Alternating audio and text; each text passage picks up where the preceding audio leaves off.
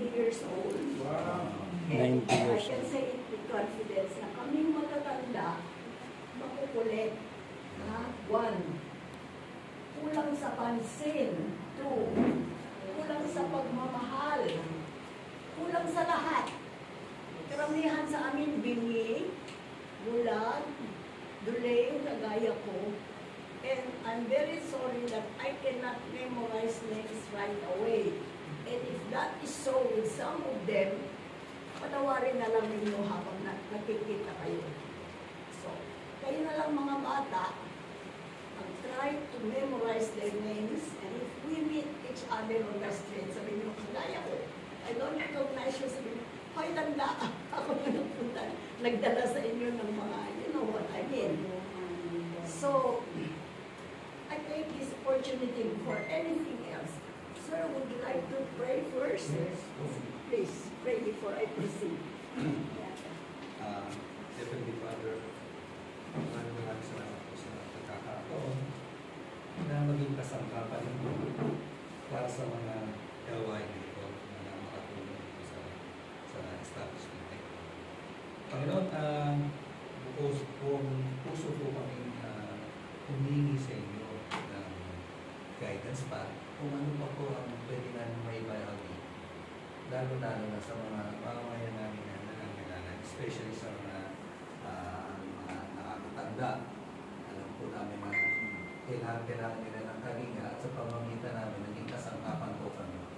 Sana hindi ito matatapos sa ngayon, hindi ito maging pagpapatuloy namin ng partnership namin sa tahanan ng Santa Isabel. At maraming salamat sa safe na pagpunta namin dito. At sana pagdalan mo lagi ang banal na Espiritu para ito lagi mauna sa aming puso. Sa ngalan ni Kristo aming Panginoon. Amen. Amen. Amen. Thank you very much. I would like also to praise and thank God for everything, for them, and for what they brought us. Now, please have a seat, those who have seats. What I was trying to say is, we are very grateful. First, your presence. Kasi kami matatanda, I told you kanina, kulang kami sa pansin, kulang kami sa pagmamahal. And the mere fact that nandito kayo, giving us your time, your presence, and all these things that make us happy is something very, very precious to us. Hindi lang ninyo alam pa, kasi mga bata pa kayo. Pero pagtanda ninyo, at least as old as I am, you will appreciate any form or any gesture of pagmamahal, affection, caring, like what they are doing. They spend their time coming here. Eh kung iba-iba lang eh, bahala ka sa buhay mo. Pero sila, they spend their time, efforts, putting up things to make us happy. So I hope, deep in your hearts, my dear residents and caregivers, you will learn to pray and thank the Lord for this grace, blessings, and bounties that we receive today. Okay. Sir, and your group, I would like to tell you that right now, ang composition ng nandito ngayon, although we have officers, we have members of the board, none of them is here right now. Ang nandito lang, residents, including myself, caregivers, staff.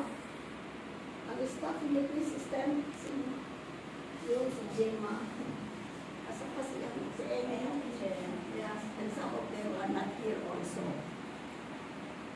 Caregivers, there are only 4. Okay. Residents, we are 10, and I think one is going out for a while to go to the hospital. So yan po ang composition namin. Kulang kami ng staff, kulang kami ng caregivers, and of course, what I said, kulang ng pagmamahal, kulang ng pagkalinga, kulang sa pansin. So please understand that. And when you grow as old as we are, I hope you will be aware, para hindi kayo maghihinanakit. Pag kayo mga bata, no pansin kayo. Okay? Nakakaiyak yun eh. I don't like to tell you any more stories, but there are a lot of stories. We have been here for the last 13 years. 13 years na po kami dito. And I have been through that, through its ups and downs, masasaya, etc. I do not like to take your time. So now, unless, sir, you have anything that you would like to do, I would like you to get to know each other, find out some questions, if you want to ask questions, direct it to anyone, to the staff, caregivers, so that you will know more or less our life here. Okay. And before I forget, baka tayo ano na naman, I would like to thank you personally and in behalf of Tahanan for taking your time to come here and be with us. One, for bringing the blessings that you are sharing with us. Two, and for caring and loving us the way you are doing now. So thank you very much, and I hope, as I always say, even if we don't see each other very often, we pray for each other. Yes. Because we need the prayers, lalo na kami matatanda. Kasi kulang kami sa pansin, kulang kami sa pagmamahal. Lalo na yung mga kagaya namin na wala din yung mga anak namin, mga kamag-anak namin, for many, many reasons. Some are valid, some are not. But then again, we are lonely. Lonely yung nandito. Kulang sa pagmamahal. Kulang sa pansin.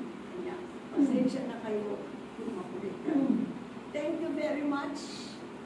And I always say, I hope this is not the last time we see each other. Thank you very much for your presence and the blessings